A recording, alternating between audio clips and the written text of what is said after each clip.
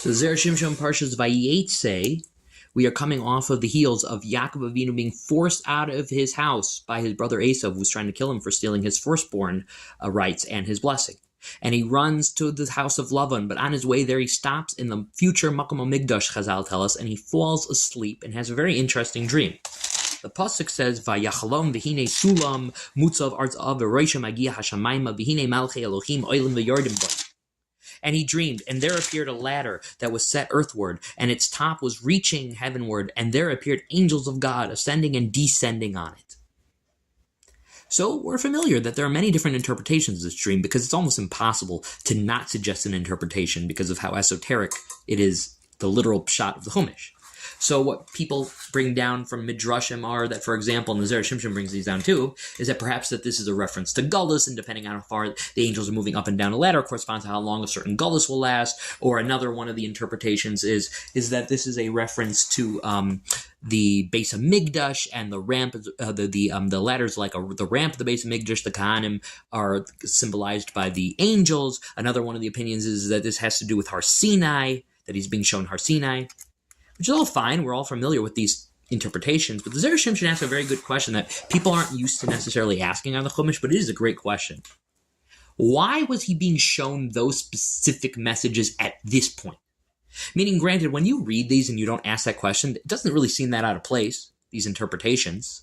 But do you ever ask yourself, but why? But why is he being shown the Gullus? Why is he being shown the Makom HaMikdash? Why is he being shown Har Sinai?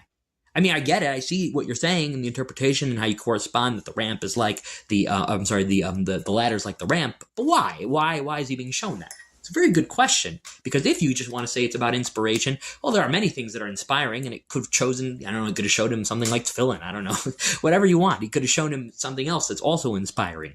But why these specific messages is what the Zera Shimshon wants to know. And then he asks another question, which is, that in another pasuk it says, "Vayikra Yitzchak el Yaakov v'yivarech Esav." That Yitzchak called out to Yaakov and he blessed him, and the Medrash says, what did he bless him with? Shebirchu b'birchos hagalus. That he gave him the bracha of galus. Now, at face value, that doesn't really make sense. What is the bracha of galus? Like, can you imagine somebody saying like you get the bracha of some disease, chas v'shalom? It doesn't really make sense. Not a good thing. So some people want to say what it means is that despite you being in galus, you'll have bracha. But Zera Shimshon doesn't want to go in that direction. So he asks, what is the bracha of Gullus? So he's going to answer this by quoting another Medrash. The Medrash says that by Abraham Avinu, that by Bris Bein Abasarim, that Hashem showed him four things. He showed him the base of Migdash, Har Sinai, Gehenim, and Shivan Malchis. Shivan Malchis meaning the oppression of the nations, like Gullus, upon the Jewish people. And he said to him, as long as your descendants are Isaac and Torah, and Avoida, then they don't have to worry about Gehenim, and they don't have to worry about Shiva Malchis. And hypothetically, though, Avraham, if they aren't Isaac in those two things, which of the two would you want them to be punished with? Galus, aka Shiva Malchis, or Gehenim? And Avraham Avinu chooses Shiva Malchis. So perhaps now, by seeing all three Midrashim and hearing the question, especially with this final Medrash that you heard, you might be having the gears in your mind turning. That now you're like, oh, I can kind of see where we're starting to go with this. So what it is that Hashem, when he sends people messages like Yaakov Avinu, it's not random. This is literal nevuah. It has to be related to the matzav that he's in now. And the thing is that Yaakov Avinu gets a bracha from his dad. A very strange bracha. The bracha of Galus.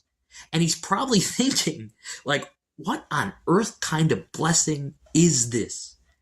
What is this? And he might be despondent. This might be the lowest point of his entire life. So the first thing that HaKadosh Baruch Hu basically shows him is that Galus is a blessing. Meaning that when we're in Galus, because you, Yaakov Avinu, are in Galus, you don't now have to, you and your descendants don't have to worry about Gehenna. Meaning, so to speak, it can almost always be worse, if you want to say it that way. You have to count the blessings that you're in, that you have. This is a big concept brought down in the Chavos Levavos. That, for example, if a person has children and a wife, and he's struggling to pay tuition, and he's struggling for buy Chalav Yisrael milk, and all these types of things, and he's got to worry about this and that. but you have to thank Hashem for those problems, because it could be that you wouldn't have those problems and you'd be lonely. And even the lonely person has what to thank to Hashem, because he has time to do hisbodedus. Meaning whatever situation you're in, there's something to a certain extent to where it could be worse. And you have to thank HaKadosh Baruch Hu for the matzav that you're in, because we know that matzav is for the best.